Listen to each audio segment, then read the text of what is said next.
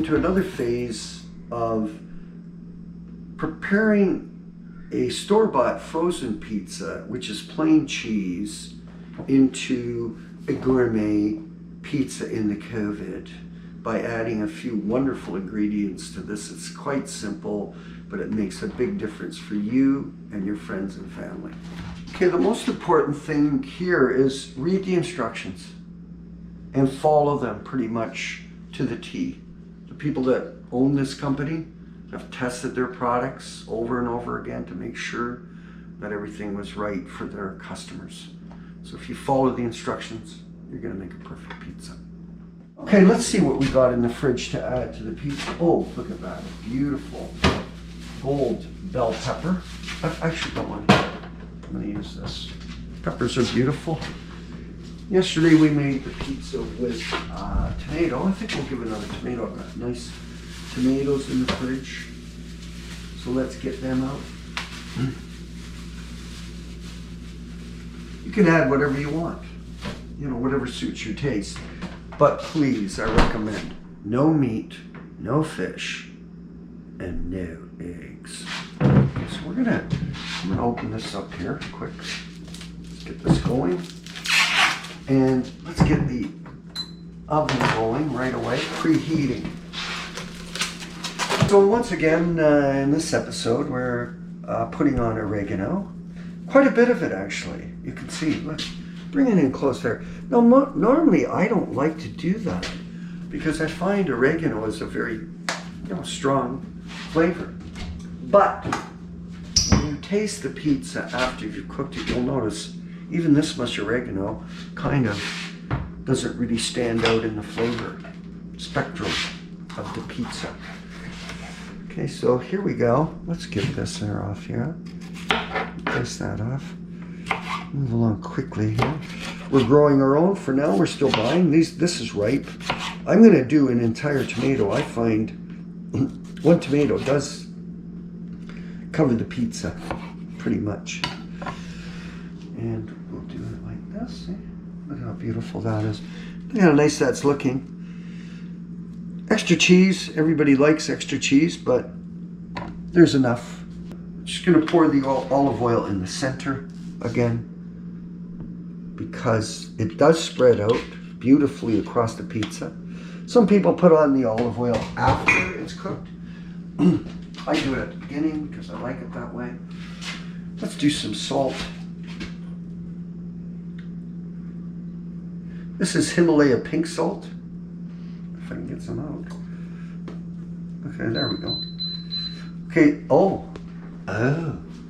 guess what? Bingo, we're ready to go. This may be considered in the mode of passion, so we're not going to put that much on.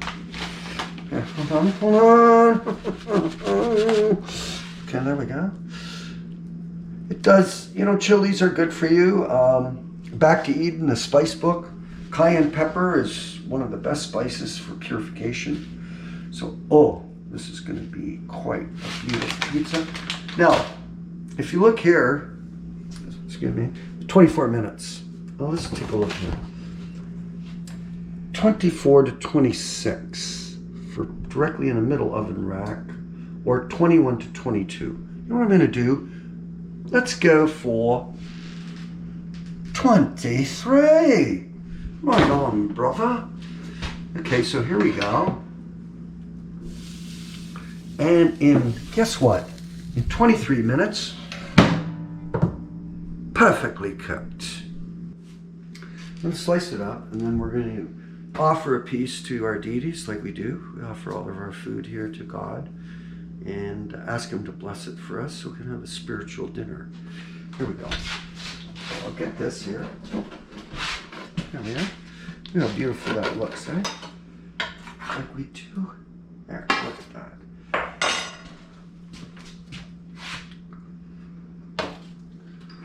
Namo Brahmanya Devaya Go Brahmana Hataya Cha Jigaritaya Krishnaya Govindaya Namo Namaha. Namo Brahmanya Devaya Go Brahmana Hataya Cha Jigaritaya Krishnaya Govindaya Namo Namaha. Namo Brahmanya Devaya Go Brahmana Hataya Cha Chagaritaya Krishnaya Govindaya Namo Namaha. Jagannath Swami Ki, Gaur Nitai Ki, Srila Prabhupada Ki, Nrsimha Bhagavan Ki. All glories to the assembled devotees. Okay. That was quite good. Here we are. Now, before we do serve it out, I will clean the plate off. This plate was used by Prabhupada when he visited Toronto in the 70s, and I've saved it since then, along with one of the bowls there, so it's quite historical and valuable because of Prabhupada's position as a saint that came from India to deliver the Sankirtan mission of Lord Chaitanya. Okay, so here we are. Just rinse this off.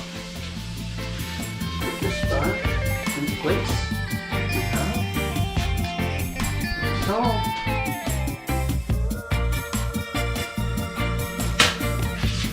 We're ready to serve the pizza out to everybody and chant Hare Krishna.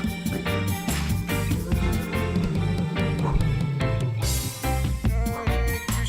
Jai Shri Krishna. Hari Bol.